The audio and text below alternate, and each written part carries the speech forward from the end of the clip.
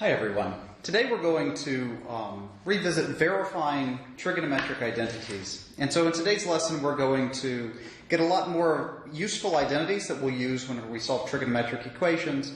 And we'll also see lots of identities that will be useful whenever we take calculus next year. So we're going to work a lot of examples showing the different strategies that are really common in these types of questions. So let's begin by working an example.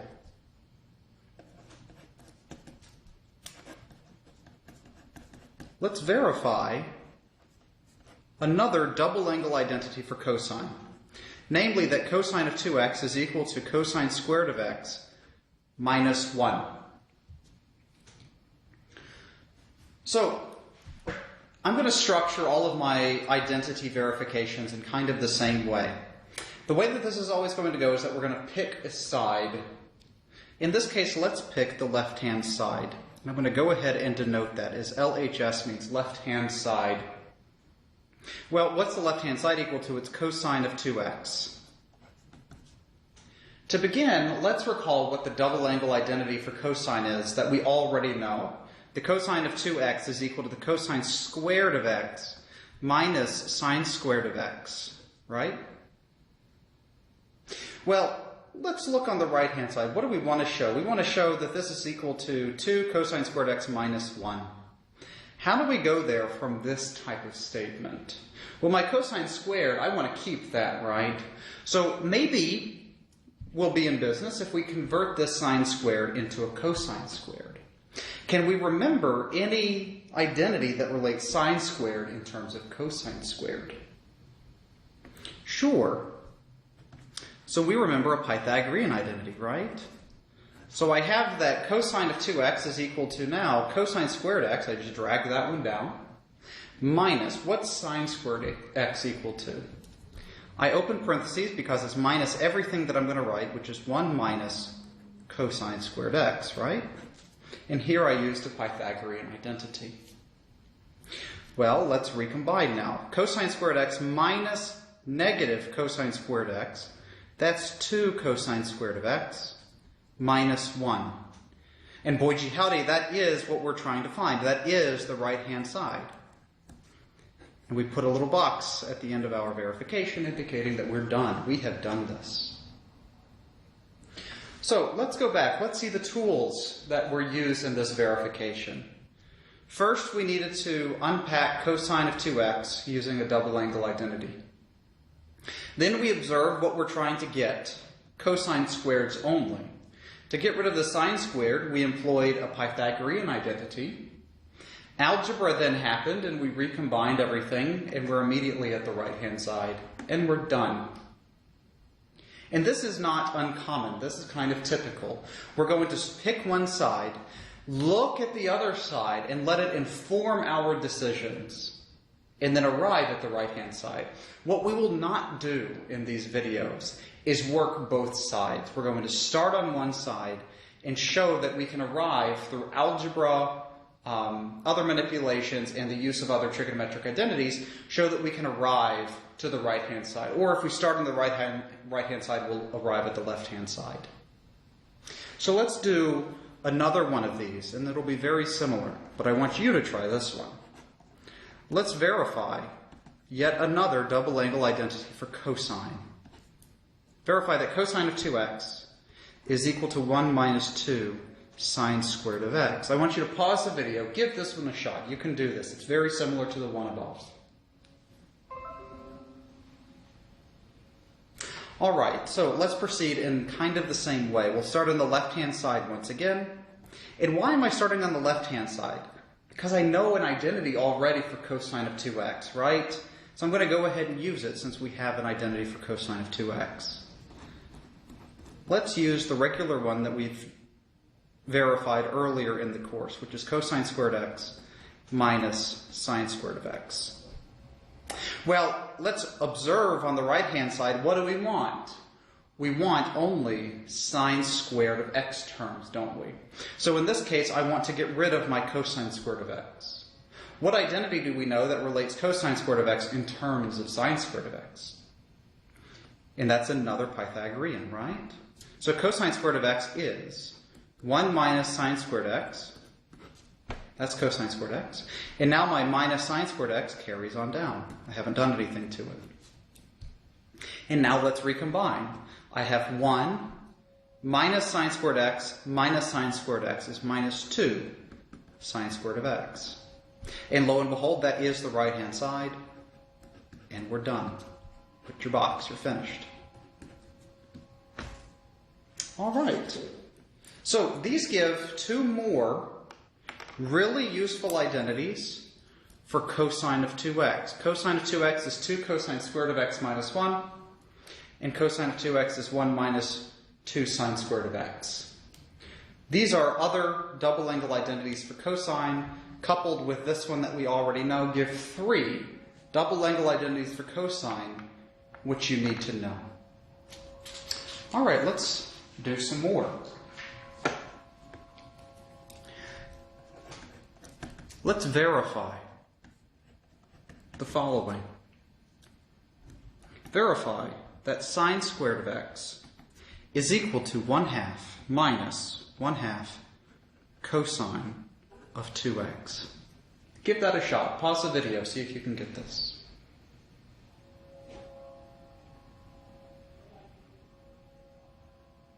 All right, so in this case, I'm going to start on the right-hand side because there's more stuff going on the right-hand side, right? There's more stuff happening. It's more complicated. So I'm going to start on the right-hand side.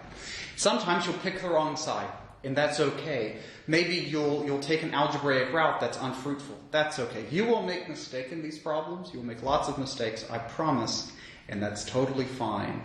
Just remember that whichever way that you pick, if it doesn't work out, get a new sheet of paper, try it again. You'll get more accustomed to these types of problems the more that you work, I promise. So in this case, we're going to use the fact that there's more stuff happening on the right-hand side. We'll pick the right-hand side. So what's the right-hand side? I'm going to rewrite it as 1/2 minus 1/2 cosine of 2x. And now we have a choice to make, don't we? And it doesn't matter. You can get there with lots of different choices here.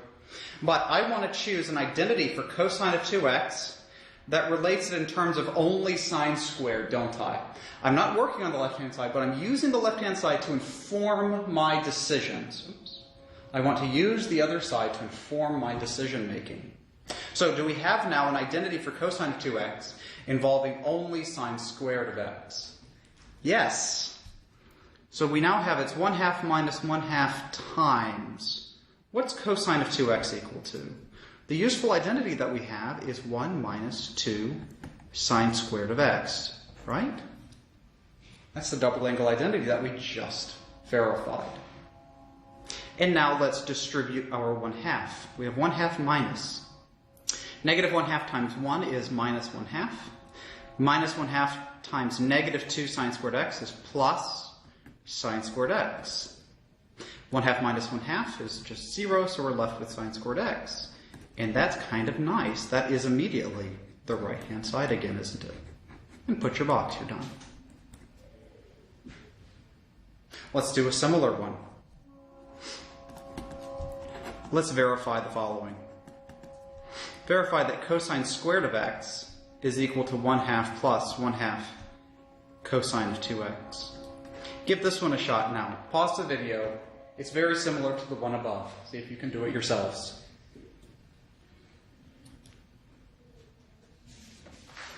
All right. So again, I'm going to start on the right-hand side. There's more action happening over there. The right-hand side is 1/2 plus 1/2 cosine of 2x. Now, again, similarly, the question is, what identity do I want to use for cosine of 2x that relates it only so that I only get a cosine squared of x term? And we already have one, don't we? We have 1/2 plus 1/2 times. Well, in this case, I'm going to use the fact that cosine of 2x, like we just proved on the last page, is 2 cosine squared of x minus 1. And now let's distribute this 1/2. 1/2 plus. 1/2 times 2 cosine squared x is cosine squared x. 1/2 times negative 1 is minus 1/2. 1/2 minus 1/2 is 0, and we're left only with cosine squared of x. And lo and behold, that is once more the left-hand side. Oh, and this is a typo up here, isn't it? Sorry about that. That's the left-hand side up there. Sorry about that. And down here we get the left-hand side, and that's exactly what we want. It's exactly what we want. Oh, and it's our favorite train again. I'm so sorry about that. All right, so we're going to give these a name. These have a special name. These are called power-reducing identities.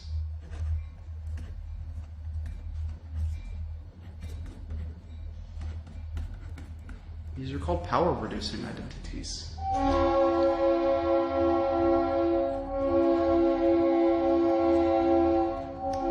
And I apologize for the train.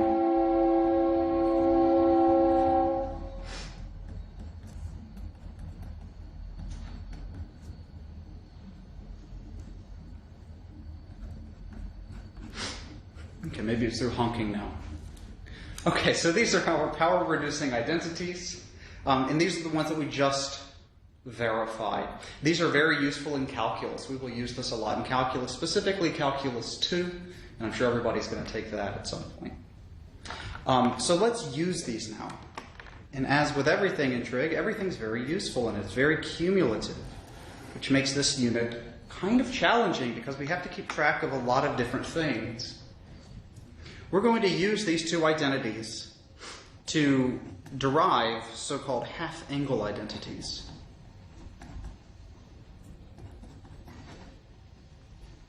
The idea here is that in both of these equations, 1 and 2, we're going to replace x. Wherever you see an x, you're going to replace it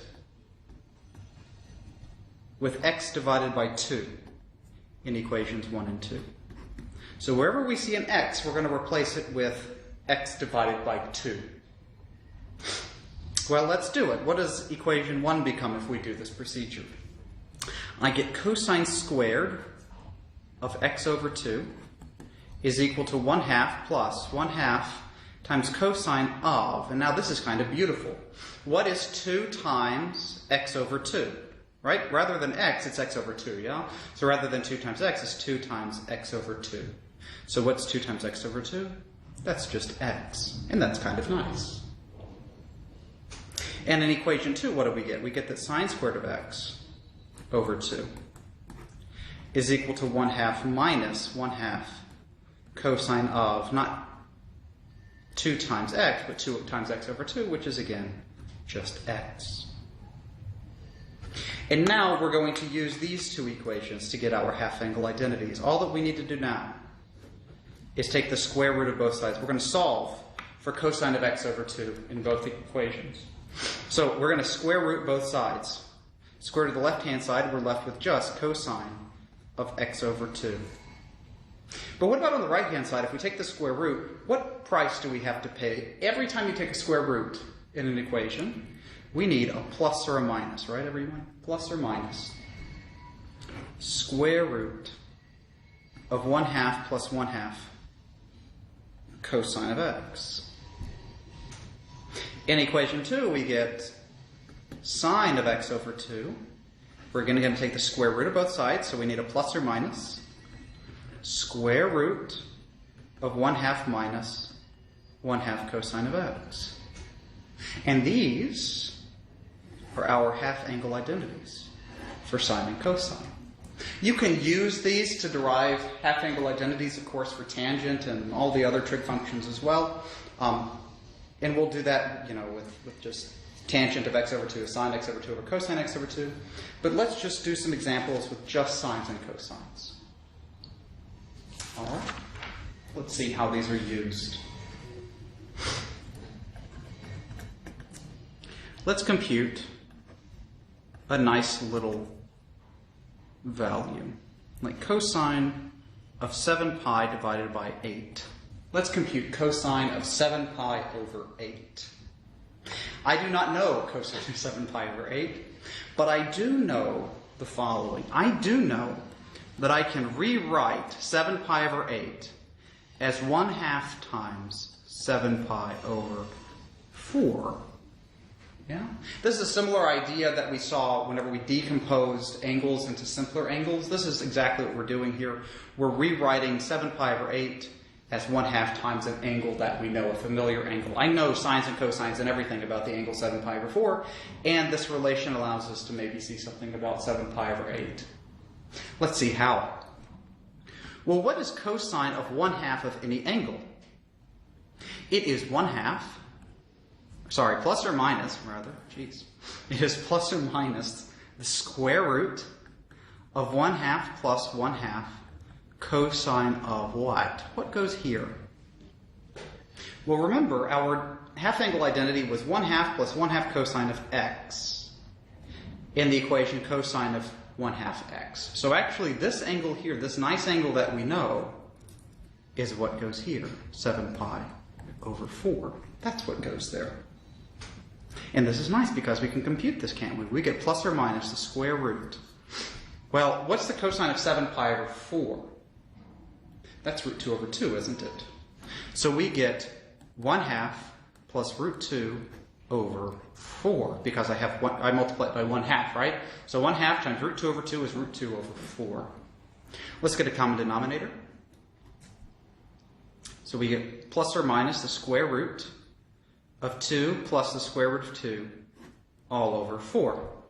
Well, now I can break this up because I know the square root of 4, so this becomes something that's kind of nice. In the numerator, I get square root of 2 plus root 2. In the denominator, I'm left with the square root of 4, which is just 2. And let's go ahead and make our choice. Do we want to choose the plus or the minus? And this is where these half-angle identities get really kind of tricky. You have to be careful because we have a choice to make. Let's look back up at the original problem, cosine of 7 pi over 8. In which quadrant is 7 pi over 8? It's in the second quadrant, isn't it? Is cosine positive or negative in the second quadrant? It's negative. So what do I know about the output here? It better be negative. So we choose the negative sign, because I know the output of cosine in the second quadrant has to be negative. All right, let's do another one.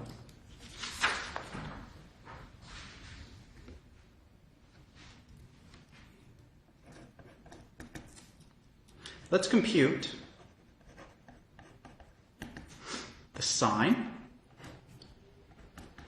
of 1/2 times the arctangent of 1/2. Take a few moments. Try to do this yourselves.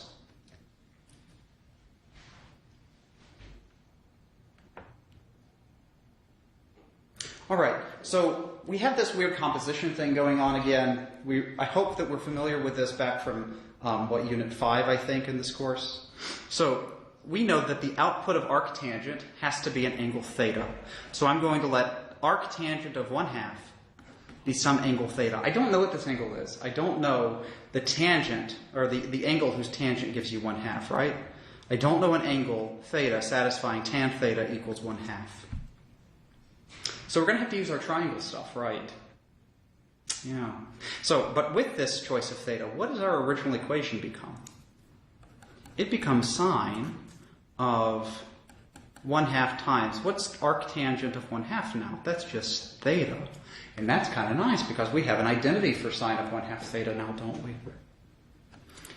It's just plus or minus square root of 1/2 minus 1/2 times the cosine of theta. So I don't know what theta is. All that I need, however, is cosine of theta. So it turns out we don't need theta. And remember this game, we don't need theta, we just need cosine of theta. So let's draw a triangle. I know that tangent is 1/2. And in which quadrant must theta live? It's an output of arctangent. So what's the range of arctangent? I know it has to be between negative pi over 2 and pi over 2. Yeah, sorry, I'm cramming it in here. So what quadrant is that in? That's in the first quadrant, right? Yeah. All right, so now I know it's y over x. So my y altitude of this triangle has a 1. The x length has a 2. My hypotenuse is square root of 5. And here's my angle theta now. That's a right angle. Well, now all that I have to do, draw a little line separating this computation. Sorry that got mashed in there. Well, now this is just plus or minus the square root of 1/2 minus 1/2 times. What's the cosine of this angle theta? It's x over r. So it's 2 divided by the square root of 5. So we get plus or minus square root of 1/2 minus 1 over. I'll go ahead and rationalize it as root 5 divided by 5. Rather than 1 over root 5, it's just root 5 over 5.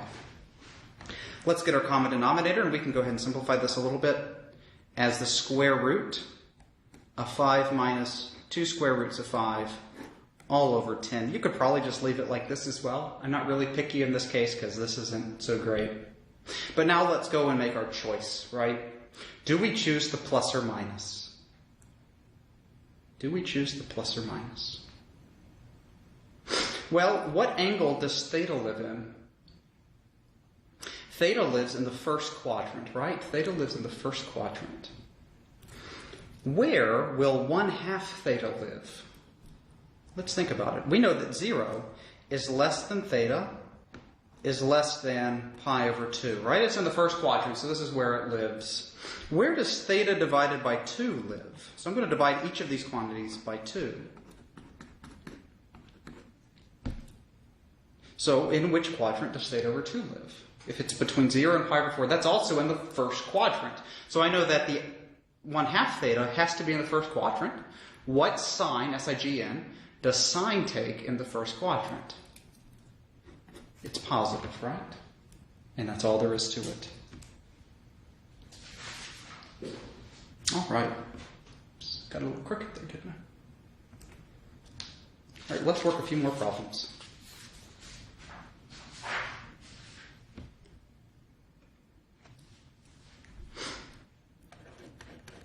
Let's verify some more identities. Let's verify that the tangent of 2 theta is equal to 2 times tangent of theta divided by 1 minus tangent squared of theta. Try to pause the video, work this yourself. You can do this one.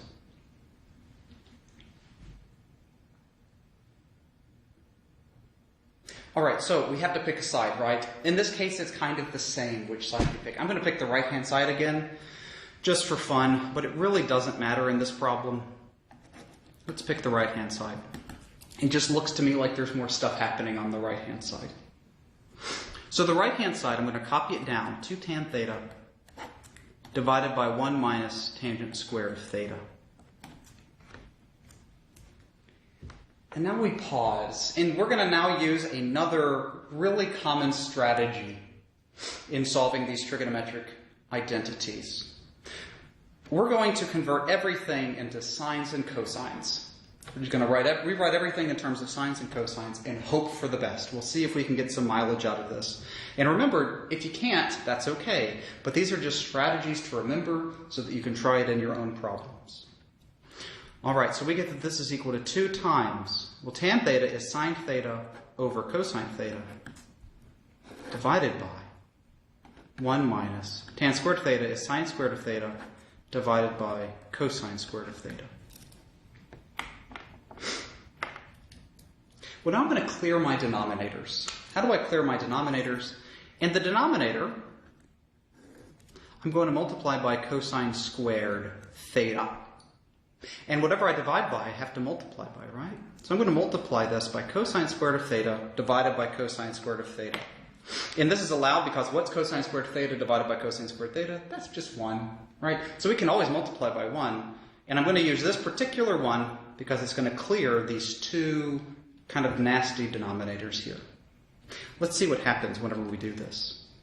The numerator, what is 2 times sine theta over cosine theta times cosine squared theta? Well, a cosine theta in the denominator times 1 of these in the numerator divides to be 1. What's left over? My 2 sine theta survives. This denominator is now eliminated, and I have 1 of these cosines left over. My denominator, I need to think of it like this, don't I? And I need to distribute my cosine squared to both terms. 1 times cosine squared theta is cosine squared theta, minus sine squared theta over cosine squared theta times cosine squared theta. You're just left with sine squared theta, and this is super nice, isn't it? We recognize this, I hope. The numerator is our identity for sine of 2 theta. The denominator is one of our identities for cosine of 2 theta, which is immediately tangent of 2 theta. And that's exactly what we want on the left-hand side there. And put your box. We're done. Yeah, that's kind of nice. Let's do another one. Oops, I need more paper. Grab more paper.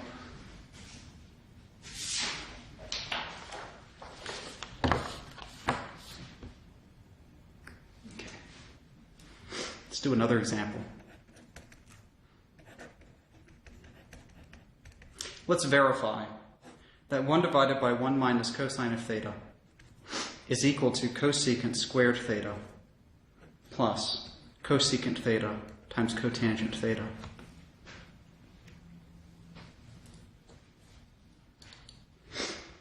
I'm going to start this one on the left-hand side. The left-hand side is 1 minus cosine theta. And what we're going to do here is something that's another really, really, really important trick to use on these identities. If ever you see 1 minus cosine of theta, or 1 plus cosine theta, or 1 minus sine theta, or 1 plus sine theta, you want to remember that we can use something called the conjugate. The conjugate is another special 1 that we're going to multiply. We're going to multiply by something over itself. The denominator, we're going to multiply it by 1 plus cosine theta. The numerator, we're going to multiply by 1 plus cosine theta, right? Whatever you do in the denominator, you have to do to the numerator. This is called the conjugate. It's the same thing as this term, except we changed the sign in between. We changed one of the signs. So with this idea, I'd like you to try to pause the video and see if you can continue this and get the right answer on the right-hand side. All right, let's see if we can get this. The numerator, what is 1 times 1 plus cosine theta? That's just 1 plus cosine of theta, isn't it? But the denominator is nice. Whenever we multiply the denominator out, remember, if you need the parentheses to keep that straight for you, that's okay. We need to FOIL this now. 1 times 1 is 1. 1 times cosine theta minus cosine theta times 1, that's just 0. And we get minus cosine theta times positive cosine theta is minus cosine squared theta. Another reason why another way to look at this as to why the conjugate is super useful here is that this is a difference of squares. I have a squared, 1 squared, minus cosine squared. That's a minus b times a plus b. If this is a squared minus b squared, that's a minus b times a plus b. It's just difference of squares. And that's one reason why the conjugate's super nice. So let's use our identities to simplify this. 1 minus cosine squared of theta is just sine squared of theta.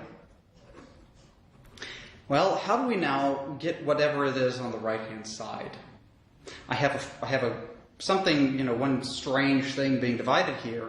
What do I want? I want 2 individual things added together. This is telling you something. The right-hand side is telling you what to do. It's telling you to split the fraction. Split the numerator. We get 1 divided by sine squared of theta plus cosine of theta divided by sine squared of theta. Now, what is 1 over sine squared of theta? That is cosecant squared of theta plus. This one's not as obvious as to why this is cosecant theta, cotangent theta. But let's rewrite it. Let's have one more step. Let's write this as cosine theta over sine theta times 1 divided by sine of theta. What do you get? We get cosecant squared of theta plus cosine theta over sine theta is cotangent theta. 1 over sine theta is cosecant theta. That's exactly what we have here on the right-hand side. And we're done. Put your little box. All right. So this is a really useful tool, guys, this conjugate idea. And not only did we use the conjugate here, we then used a Pythagorean identity down here. Algebra happened again whenever we split the fraction. We used our the quotient identities to rewrite cosine theta over sine theta as cotangent, and our reciprocal identity to write 1 over sine theta as cosecant theta. There's a lot of good mathematics going on in this problem. So let's work one more together.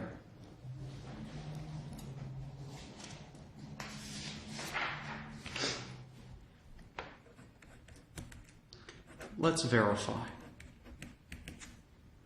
that sine of 2 theta minus sine of theta divided by cosine of 2 theta plus cosine of theta is equal to 1 minus cosine theta divided by sine of theta. Pause the video, see if you can get this one. Remember, if at first you don't succeed, try again. If you don't get it right the first time, that's okay. But don't give up. See if you can get this by yourselves before you unpause the video and we'll work it together.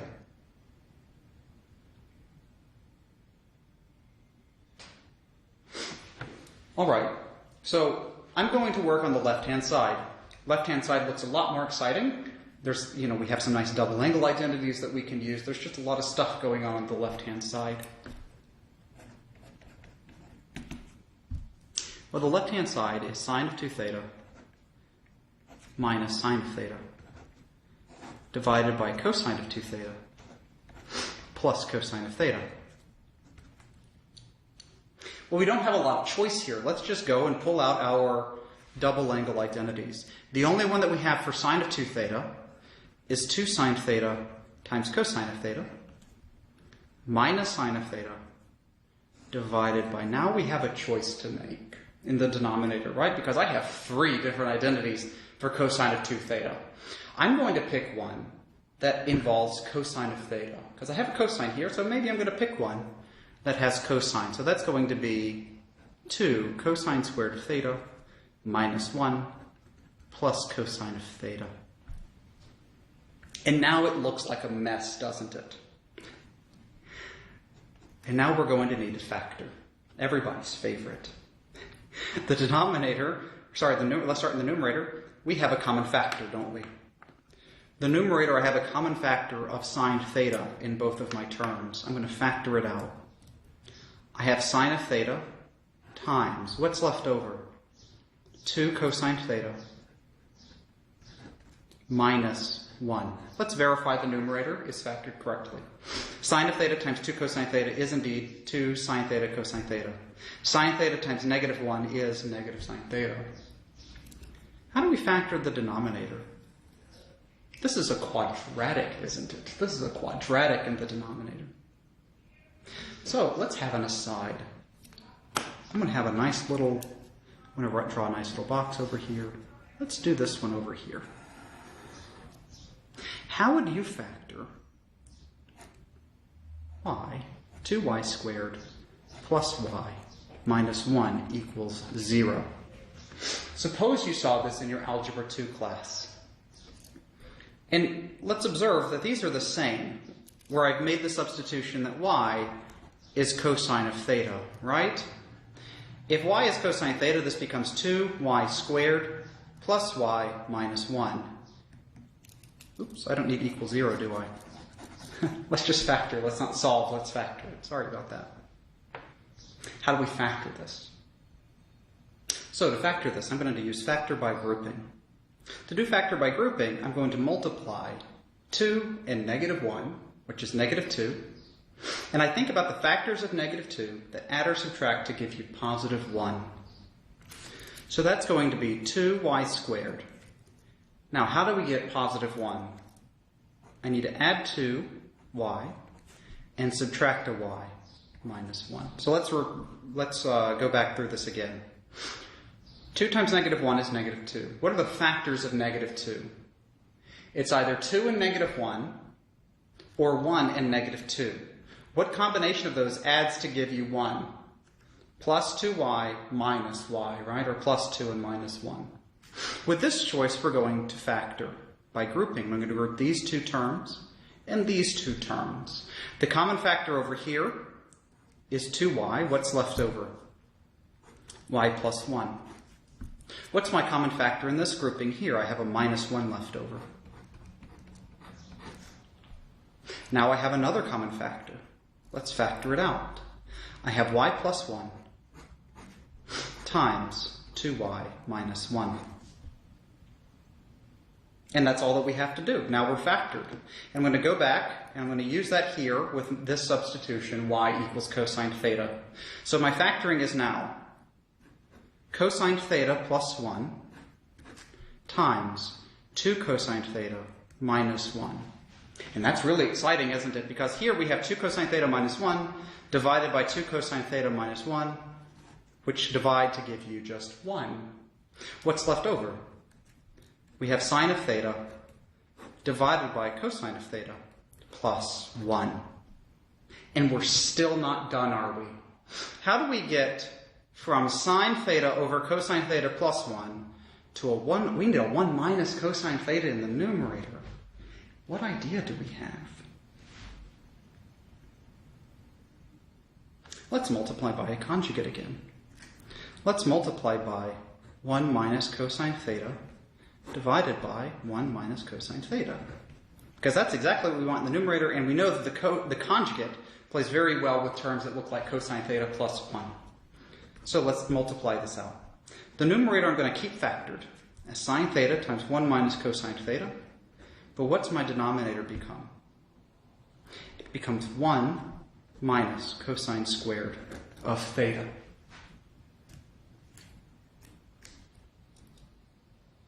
Well, what do we get? What's 1 minus cosine squared of theta? The numerator is still the same, 1 minus cosine theta. The denominator is now sine squared of theta, isn't it? What is sine theta divided by sine squared of theta? We're left with 1 minus cosine theta divided by sine of theta. And that's exactly what we wanted on that right-hand side, isn't it? And we're done. So once again, this conjugate comes up quite a bit whenever we see terms like 1 plus cosine theta, or 1 plus sine theta, or what have you. The conjugate's a very useful tool. But remember, keep in mind, everyone, that just because you start on the side and it doesn't work, or just because you use a trick or a tool in your toolbox and it doesn't work out for you, it doesn't mean that you can't do this. Try to do it in a different way. Try to use another tool in your toolbox until you get this right. So I hope that this helps everyone. You're now equipped, I hope, to do the homework for the trigonometric identity section. In the next video, we're going to talk about solving trigonometric equations, which will use some of these same ideas, namely these factoring techniques that we've used in this video. So, as always, if you have any questions, feel free to reach out. I'm happy to help via email, or we can set up a time to Skype, and I look forward to seeing you in the next video. Thanks so much.